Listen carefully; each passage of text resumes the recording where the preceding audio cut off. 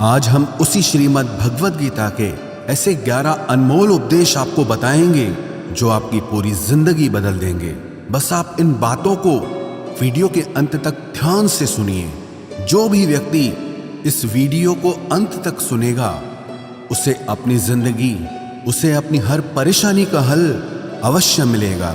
उसे अपनी जिंदगी में जो कुछ भी चाहिए वो उसे जरूर मिलेगा। श्रीमद् भगवद गीता का सबसे पहला उपदेश यही है कि कोई अगर आपका अपना है या कोई आपसे बड़ा है तो उसका अपने प्रति गलत व्यवहार कभी भी सहन नहीं करना चाहिए। ये गीता का उपदेश हमारी जिंदगी से भी जुड़ा है। हम भी अपने मन की अधिकतर तकलीफों को ये सोचकर जिंदगी भर सहते रहते हैं कि ये तो मेरा अपना है, ये तो मेरा बड़ा है, इसको हम कैसे कुछ कह सकते हैं। हम अगर नहीं सहेंगे, कुछ कह देंगे तो हमारे रिश्ते ही खराब हो जाएंगे, हमारे रिश्ते ही समाप्त हो जाएंगे। पर सोचने की बात यह है कि उस व्यक्ति को आप अपना कैसे मान सकते हैं जो आपकी तकलीफों की वजह हो। अपना तो वो होता है जो हमारी तकलीफों को दूर कर दे। तो गीता का ये उपदेश है कि किसी को भी अपना फायदा मत उठाने दो, किसी को भी खुद पर जुल्म मत करने दो, क्योंकि आप जितना सहेंगे लोग आपको उतना सहने के लिए और मजबूर करेंगे। गीता का पहला अध्याय जिसका नाम अर्जुन विषाद योग और दूसरा अध्याय जिसका नाम सांख्य योग है, उसके आरंभ में अर्जुन ने श्री कृष्ण के आगे अपना दुख प्रकट किया है कि हे केशव, मैं कौरवों से कैसे युद्ध कर सकता हूं। ये सब तो मेरे अपने ही हैं। मैं कैसे भीष्म पितामह और द्रोणाचार्य से युद्ध करूंगा, क्योंकि वो दोनों मेरे पूजनीय हैं। इसलिए इन गुरुजनों को मारने से तो अच्छा है मैं भिक्षा के अन्न को खाकर अपने जीवन का गुजारा करूं। और जिन कौरवों से मैं युद्ध करने जा रहा हूं वो सब धृतराष्ट्र के पुत्र मेरे भाई ही हैं, मेरे अपने ही हैं। इन सबको मारने से अच्छा है कि मैं सन्यासी बन जाऊं। तो श्री कृष्ण ने अर्जुन से कहा कि यहां कौन अपना है और कौन पराया है। जो अधर्म करता है उसके साथ युद्ध करना तुझे मोक्ष और मुक्ति देगा। तू अपने इस मन के मोह को त्याग दे, नहीं तो सारा जग तेरी निंदा ही करेगा, तुझे डरपोक कहेगा। बात अपने पराये की नहीं है, बात धर्म और अधर्म की है, बात सही और गलत की है। अगर तू गलत को सहेगा, उसका अंत नहीं करेगा, तो गलत करने वाले को और बल मिलेगा, वो और भी गलत करेगा। इसीलिए मन के मोह को त्याग करके तू युद्ध कर। महाभारत की एक और कहानी भी है।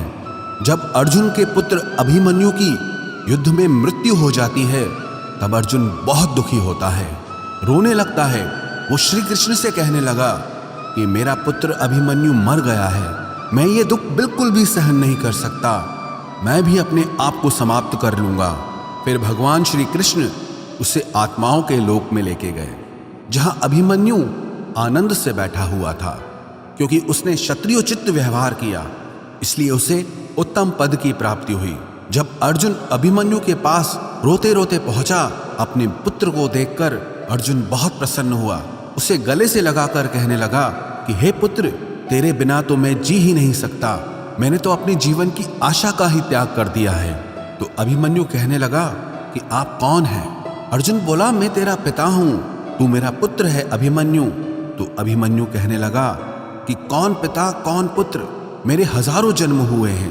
किसी जन्म में आप मेरे पिता बनते हैं और किसी जन्म में मैं आपका पिता बनता हूं। आत्मा का न कोई माता होता है न कोई पिता होता है। जब अर्जुन ने देखा कि मेरा पुत्र मुझे पहचान भी नहीं रहा तो उसका सारा मोह खत्म हो गया। इसलिए गीता के इस उपदेश को ठीक से समझ लो कि यहाँ कोई अपना पराया नहीं है। जो बुरे वक्त में, तकलीफ के वक्त में हमारा साथ दे, सिर्फ वही हमारा अपना है, बाकी सब पराये हैं। गीता का दूसरा उपदेश यह है कि जो चला गया है कभी उसका दुख मत करो, और जो आने वाला है उसकी बिल्कुल भी चिंता मत करो। जब महाभारत का युद्ध चल रहा था तब अर्जुन ने श्री कृष्ण से कहा कि अगर यह युद्ध हुआ तो करोड़ों लोग मारे जाएंगे।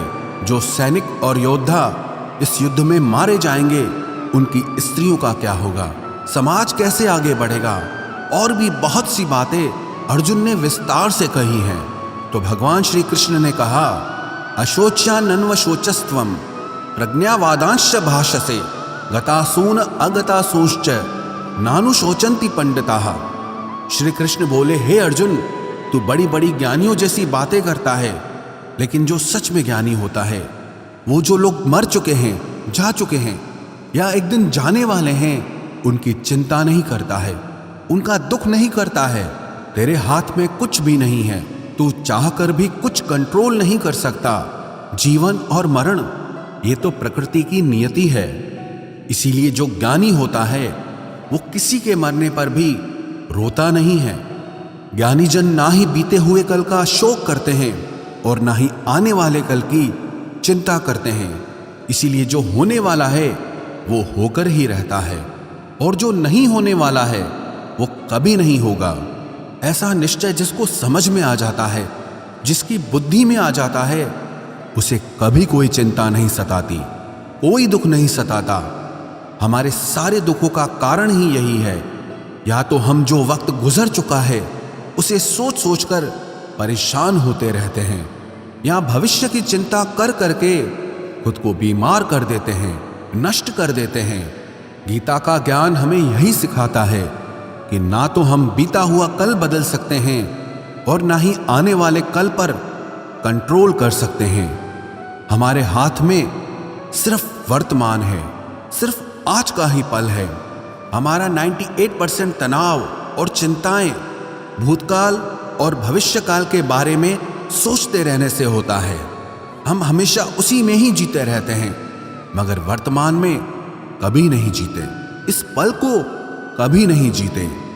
जब आप वर्तमान का पूरा आनंद लेना सीख जाओगे, तभी आपकी जिंदगी से तनाव कम होगा, चिंताएं खत्म होगी। वर्तमान में जीना एक बहुत बड़ी उपलब्धि है।